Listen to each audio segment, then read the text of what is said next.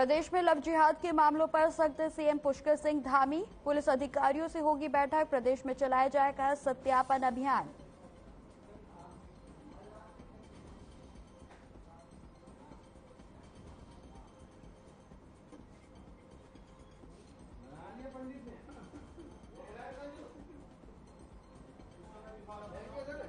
अतिक्रमण को लेकर सीएम पुष्कर सिंह धामी का बयान। कहा, अतिक्रमण को नहीं किया जाएगा बर्दाश्त, कब्जों को हटा लें वरना की जाएगी कड़ी कार्रवाई।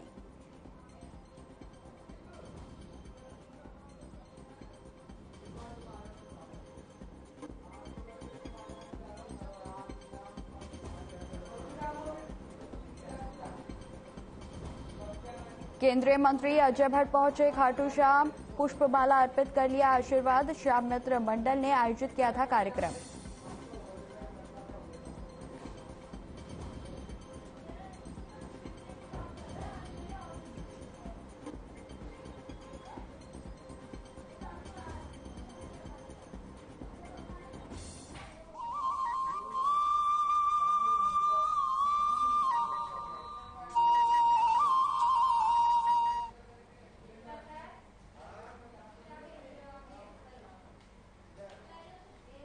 नमस्कार, स्वागत है आप सभी का उत्तराखंड की खबरों में। मैं आपके साथ निकिता कश्यप। बुलेटिन की शुरुआत करते हैं इस वक्त की बड़ी खबर के साथ। आपको बता दें कि मुख्यमंत्री पुष्कर सिंह धामी हरिद्वार दौरे पर हैं। ऋषिकुल ऑडिटोरियम पहुंचेंगे सीएम पुष्कर सिंह धामी। सीएम पुष्कर सिंह धामी के दौरे को लेकर जिला प्रशासन ने पूरी कर ली है तैयारियां। वहीं आपको बता दें कि सुरक्षा के भी पुख्ता इंतजाम प्रशासन की ओर से कर लिए गए हैं। वहीं महाजनसंपर्क अभियान के तहत सीएम का दौरा है। वहीं आपको बता दें कि व्यापारी सम्मेलन को में भी शामिल होंगे सीएम पुष्कर सिंह धामी।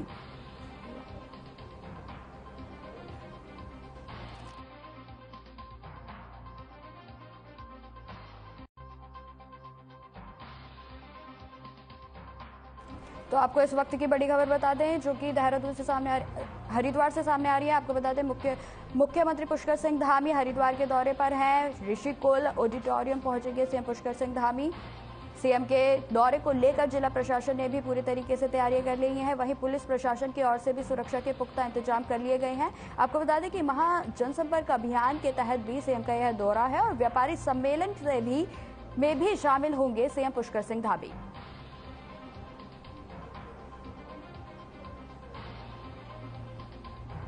तो इस वक्त की बड़ी खबर हम आपको बता रहे हैं। सीएम पुष्कर सिंह धामी हरिद्वार पहुंचेंगे, जहां विभिन्न कार्यक्रमों में वो शिरकत करेंगे। जहां महासंपर्क अभियान के तहत भी उनका जो ये दौरा है वो बेहद ही अहम माना जा रहा है।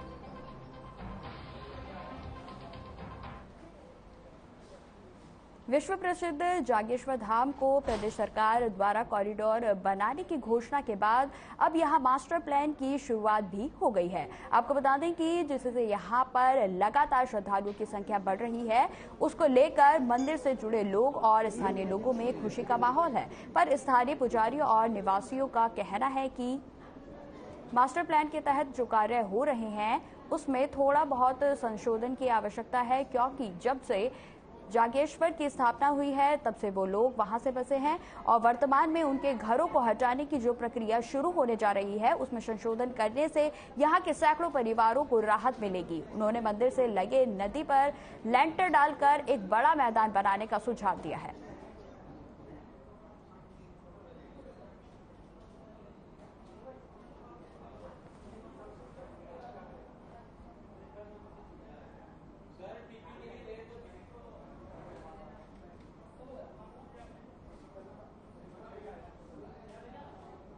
घूमी रही है और आदिगुरु शंकराचार्य जी ने स्वयं यहाँ पर हम पंडा परिवारों को रखा है पूजा के लिए।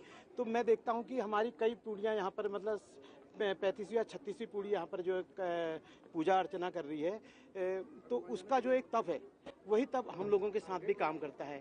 अच्छा, अभी मेरा जो सुझाव है सरकार के साथ, मेरा एक अनुरोध है कि सरकार जागेश्वर धाम को बहुत आगे बढ़ाना चाहती है, लेकिन हमारे पास एक छोटा सा पब्लिक की ओर से जो सुझाव हम कर रहे हैं, हम ये कहते हैं कि चूंकि गेट यहाँ से बन रहा है, पूर्व मुखी गेट बन रहा है, तो इसके सामने अगर एक फील्ड बना दिया जाए लेंटर डाल के रोड के और नदी के ऊपर से, तो करीब आधे किलोमीटर का लंबा फील्ड बन जाएगा। लगातार अब सीजन स्टार्ट हो गया है, ग्रीष्म काल से लेकर अभी सावन तक काफी सीजन चलेगा। इस बार ऑफ सीजन में भी काफी श्रद्धालुओं का तांता लगा हुआ था। हजारों की संख्या में श्रद्धालु आ रहे हैं। रोज नए नए वीआईपी हम लोग अटेंड कर रहे हैं।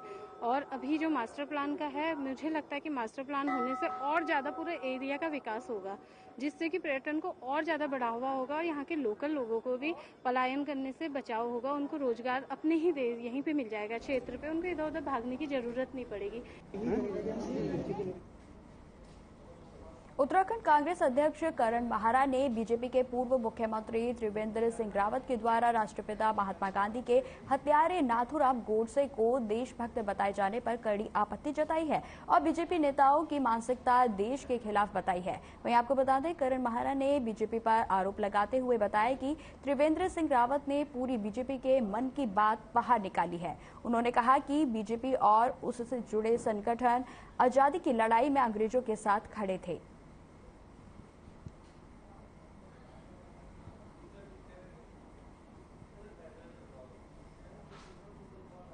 बयान देख रहा था जिसमें वो नाथूराम गोडसे, जिन्होंने महात्मा गांधी की हत्या की, उनको महिमा मंडित कर रहे हैं। और त्रिवेंद्र रावत जी से यही उम्मीद की जा सकती थी, क्योंकि वो संगठन से ताल्लुक रखते हैं जिन्होंने भारत छोड़ो आंदोलन का विरोध किया। गांधी जैसे महान व्यक्ति की हत्या करने वाले का समर्थन करके उन्होंने साबित कर दिया कि देश गलत हाथों में है। जब देश के किसान आंदोलन कर रहे थे, एक मंत्री के पुत्र ने किसानों को अपनी गाड़ी के नीचे कुचल दिया। मंत्री का कुछ नहीं हुआ, न उस मंत्री के पुत्र का कुछ हुआ। देश के खिलाड़ी जो गौरव बढ़ाते हैं, अंतर्राष्ट्रीय पदक प्राप्त, पद्मश्री पदक प्राप्त खिलाड़ियों का चीरहरण पूरे दिल्ली की बाजार में, सड़कों में हो रहा था, लेकिन प्रधानमंत्री और सरकार और भारतीय जनता पार्टी के संगठन ने कुछ नहीं किया। नाथूराम गोडसे एक देशभक्त थे, उनकी देशभक्ति पर संदेह नहीं किया जा सकता है। लेकिन राहुल गांधी कौन सा गांधीवाद पर चल रहे हैं? गांधी जी ने जो स्वदेशी की बात करी, ये कौन से स्वदेशी की बात कर रहे हैं? ये जनेऊ कोर्ट के बाहर लटका करके और गांधीवादी बनना चाहते हैं, तो उसको जनता समझती है। और इसलिए राहुल गांधी देश की छवि को खराब करने का काम कर रहे हैं, इसके अलावा कुछ नहीं कर रहे।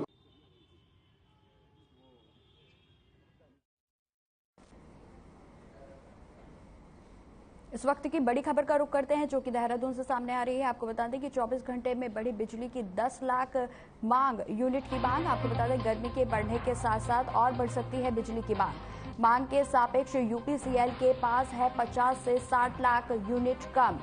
खुले बाजार से बिजली खरीद रहा यूपीसीएल। हरिद्वार और उधम सिंह नगर में हो रही बिजली की कटौती। मैं आपको बता दें कि बिजली की कमी को देखते हुए हो रही है कटौती। तो इस वक्त की बड़ी खबर हम आपको बता रहे हैं, जो कि देहरादून से सामने आ रही है। आपको बता दें कि 24 घंटों में बढ़ी बिजली की 10 लाख यूनिट की मांग। गर्मी के बढ़ने के साथ साथ और बढ़ सकती है बिजली की मांग। वही मांग के सापेक्ष यूपीसीएल के पास है 50 से 60 लाख की यूनिट कम। वहीं आपको बता दें कि खुले बाजार से बिजली खरीद रहा यूपीसीएल। हरिद्वार और उधम सिंह नगर में हो रही बिजली की कटौती और बिजली की कमी को देखते हुए ही कटौती की जा रही है।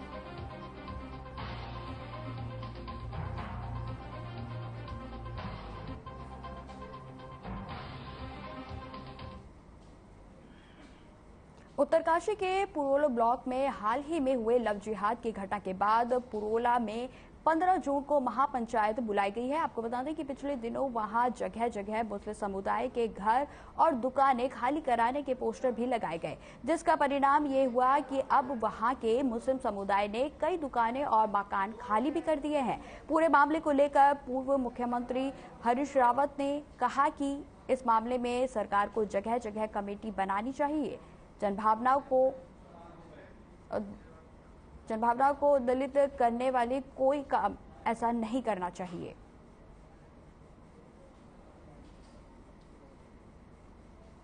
में प्रबुद्ध लोगों को और सरकार को जगह जगह कमेटी बनानी चाहिए। और देखिए, जन भावनाओं को उद्वेलित करने वाला भी कोई काम नहीं होना चाहिए। और साथ साथ जो है अब राज्य के शांति और व्यवस्था और मान सम्मान पर भी कोई अंगुली नहीं उठनी चाहिए।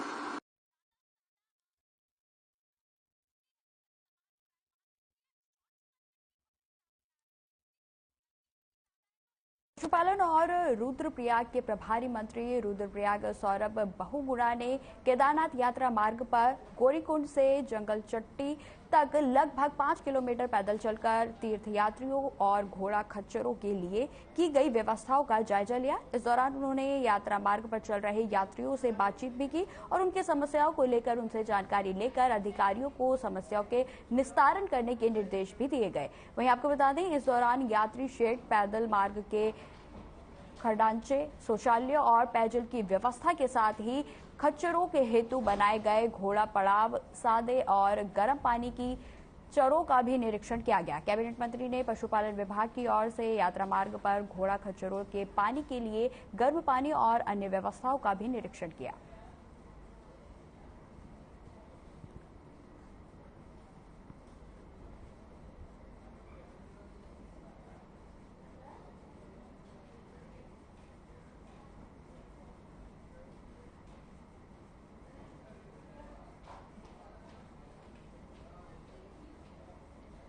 उत्तराखंड होमगार्ड विभाग ने अपना पाइप बैंड तैयार किया है। यह पहला मौका है जब होमगार्ड में इस तरह के प्रयोग किए जा रहे हैं। आपको बता दें, इससे पहले आधुनिक हथियार चलाने से लेकर मोटरसाइकिल यूनिट तैयार करने जैसे काम भी विभाग में हुए हैं। देहरादून में मस्का बाजा नाम से बनाए गए विभागीय पाइप बैंड का लोकार्पण किया गया है। खास बात यह है कि यह बैंड न केवल रेतिक परेड और सांस्कृतिक कार्यक्रमों में पुलिस बैंड की तरह दिखाई देगा, बल्कि देहरादून में हर दिन पर्यटकों के स्वागत के लिए भी मसूरी डायवर्जन पर दिखाई देगा।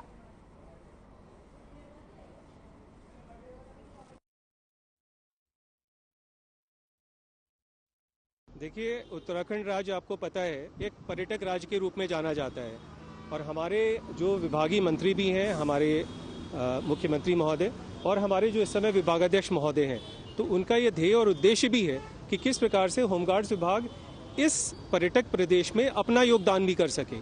और जिस प्रकार से होमगार्ड्स विभाग की यह पहल हमारे कमांडेंट जनरल महोदय श्री केवल खुराना IPS सर के एक दृष्टिकोण, एक सोच, एक नई सोच से हुई है, तो हम पूर्ण मनोयोग से, लगन से इस सोच को, इस सपने को साकार करने के लिए कटिबद्ध हैं, प्रतिबद्ध हैं।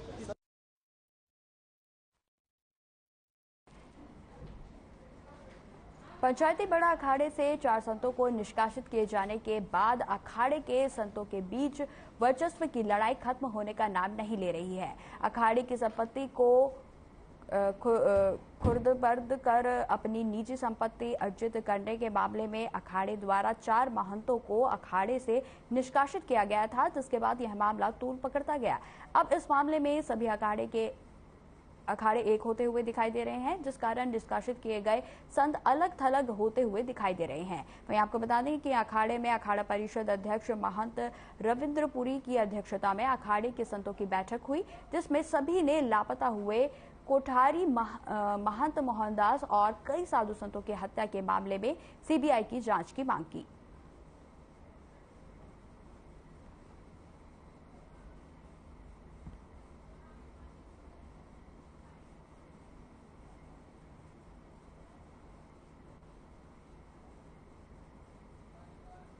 जितने भी अखाड़े हैं पूरा पंच समाप्त हो जाएगा और वहां के सचिव ही वहां के मालिक बन जाएंगे।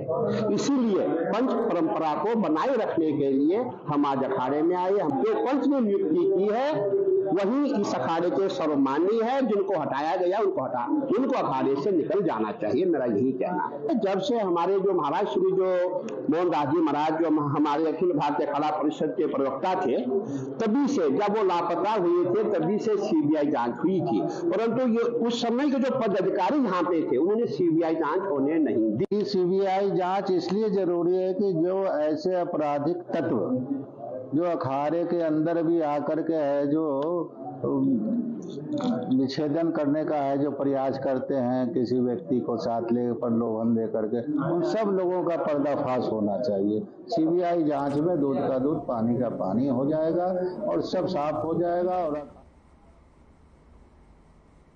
योग दिवस से पहले आमजन को योग के प्रति जागरूक करने के लिए संस्कृत विश्वविद्यालय के योग विज्ञान विभाग ने अंतर्राष्ट्रीय योग दिवस के उपलक्ष्य में 50 योग सत्र 50 दिनों में कराने का संकल्प किया है। वहीं आपको बता दें कि हरिद्वार पुलिस लाइन में योगाभ्यास कार्यक्रम आयोजित किया गया। इस कार्यक्रम में कई अधिकारियों के साथ सैकड़ों कर्मचारियों को योगाभ्यास कराया गया।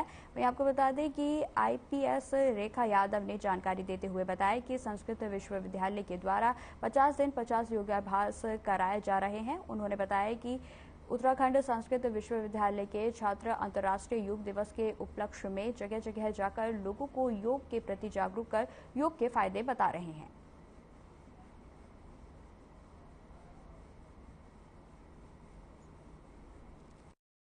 उत्तराखंड संस्कृत यूनिवर्सिटी द्वारा 50 दिन 50 योग सेशन अभियान चलाया जा रहा है। उसी की तर्ज पे आज इनके द्वारा पुलिस लाइन हरिद्वार में यह कार्यक्रम आयोजित किया गया है। इसमें सभी अधिकारी कर्मचारी द्वारा प्रतिभाग किया गया है एवं सभी इससे लाभान्वित हुए हैं। योग सभी चीज़ों का समावेश है। योग का मतलब है जुड़ाव। आज हम सभी लोगों ने अपने तन मन धन शक्ति सभी को एक तरह से जोड़ करके इससे हमने ऊर्जा का संचारित हुआ है, हमारे शरीर में ऊर्जा का संचारित हुआ है और हम आशा करते हैं कि भविष्य में इस तरीके के सेशन हम आयोजित कराते रहेंगे और इससे लाभान्वित होते रहेंगे।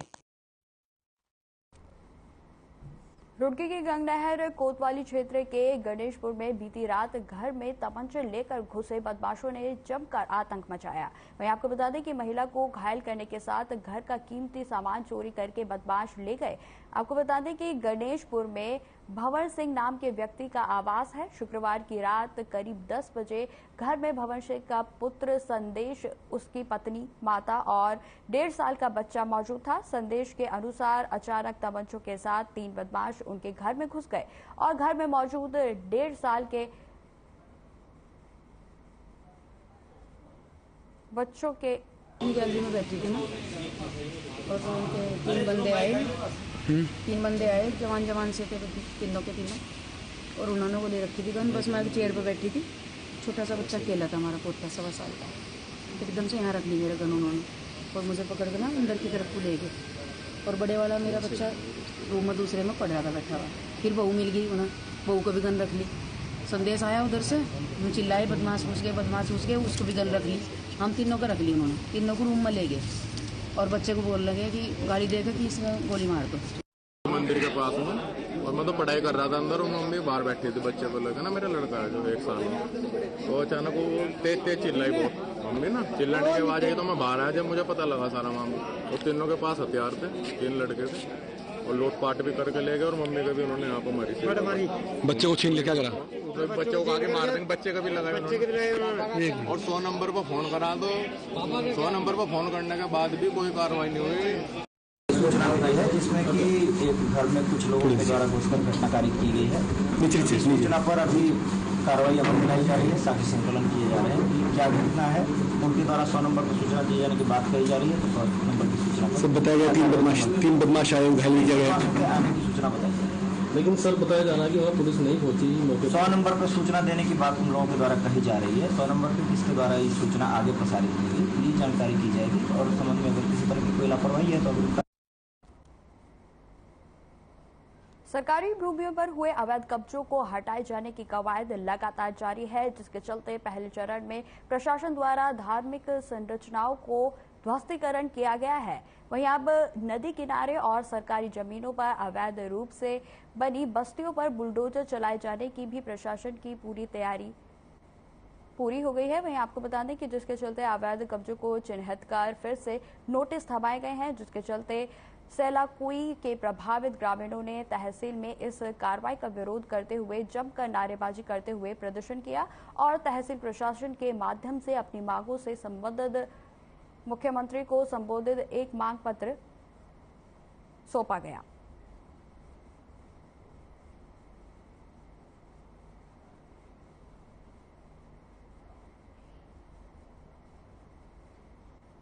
इस वक्त की बड़ी खबर का रुख करते हैं जो कि देहरादून से सामने आ रही है। आपको बता दें कि लेफ्टिनेंट कर्नल पर हुई सख्त कार्रवाई, स्पॉमर डोनेट करने पर हुई सख्त कार्रवाई, ले कर्नल पर हुई कोर्ट मार्शल की कार्रवाई, महिला की शिकायत के बाद हुई कार्रवाई। घटना के वक्त सैन्य अधिकारी IMA में था तैनात। तो इस वक्त की बड़ी खबर हम आपको बता रहे हैं, लेफ्टिनेंट कर्नल पर सख्त कार्रवाई की गई है। स्पॉम डोनेट करने पर यह सख्त कार्रवाई की गई है। वहीं ले कर्नल पर हुई मार्शल की कार्रवाई।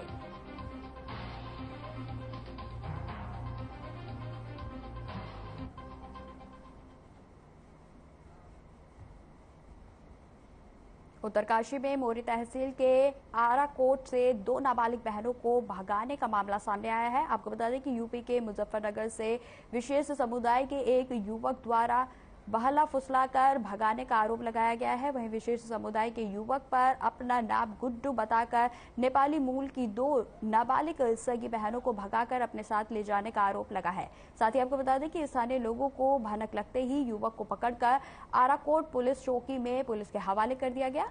वहीं उत्तरकाशी जिले में 10 दिनों से के भीतर ये दूसरा मामला सामने आया है, जहां नाबालिग किशोरियों की मां ने युवक के खिलाफ आराकोट पुलिस को लिखित में तहरीर दी है। फिलहाल पुलिस ने मामला दर्ज कर जांच शुरू कर दी है।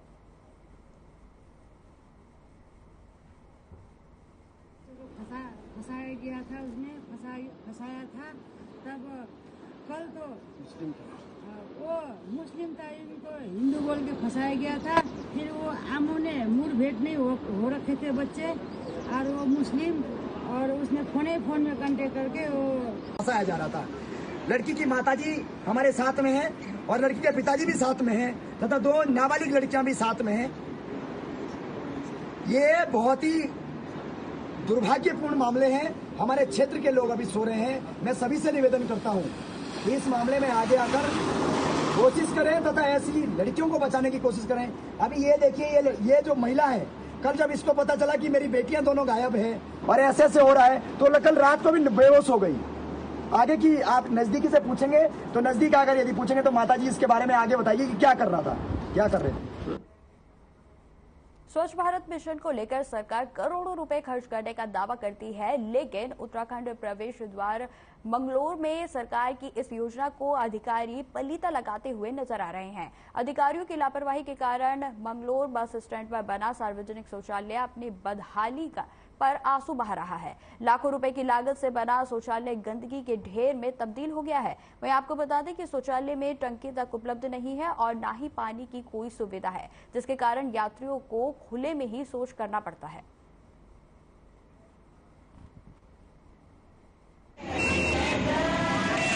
यही है कि अभी मैं ईओ मंगलौर से बात करता हूँ। ऐसे तो हमने सबको यही पहले से निर्देशित करा है, क्योंकि आगामी आपका 4 धाम यात्रा भी आ रही है कि सारी जो भी टॉयलेट्स हैं वो पूर्णतः क्लियर हो। अगर ऐसा होगा तो मैं कार्रवाई करूँगा ईओ मंगलौर पे, और अगर और कहीं नीड है तो वो भी उनसे डिस्कस करके नहीं और भी हम सेटअप कर। जी, मंगलौर का जो है ये प्रवेश द्वार है, मंगलौर उत्तराखंड का, और देवभूमि का भी प्रवेश द्वार है, लेकिन यहाँ पर सुविधाओं का टोटा है। मंगलौर की आज स्थिति बहुत दयनीय है।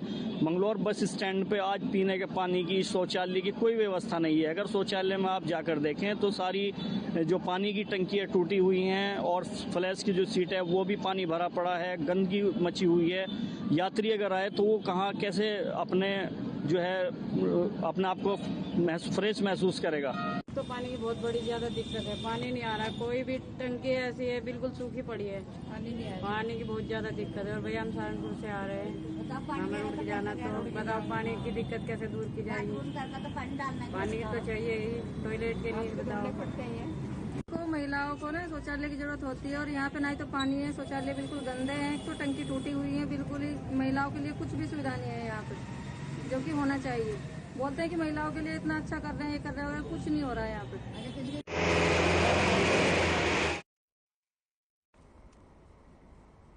इस वक्त की बड़ी खबर का रुख करते हैं, जो कि चमोली से सामने आ रही है। आपको बता दें, बद्रीनाथ धाम हेमकुंड साहिब को लेकर यात्रा पर बड़ा अपडेट सामने आया है। बद्रीनाथ दैनिक यात्रियों की संख्या 21,567 प्रगतिशील यात्रियों की संख्या है। वहीं आपको बता दें कि संख्या 7,02,54 है।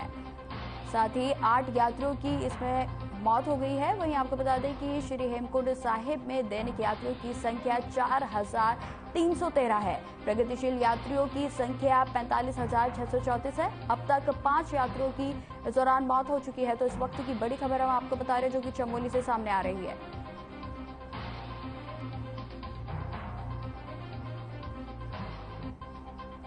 एक और बड़ी खबर का रुख करते हैं, जो कि चमोली से सामने आ रही है। आपको बता दें कि निरंतर जारी है श्री हेमकुंड साहिब की यात्रा। देवभूमि उत्तराखंड के धामों में सबसे ऊंचाई पर है श्री हेमकुंड साहिब। 15,200 फीट की ऊंचाई पर यात्रा निरंतर जारी। श्रद्धालुओं का उत्साह देखते ही बन रहा है। मैं आपको बता दें कि मौसम और हिमपात के कारण हो रही कठिनाइयां 37,407 यात्री अब तक कर चुके हैं दर्शन। इस वक्त की बड़ी खबर हम आपको बता रहे हैं जो कि चमोली से सामने आ रही है। फिलहाल इस बुलेटिन में इतना ही। खबरों की और भी जानकारी के लिए बने रहे हमारे साथ। नमस्कार।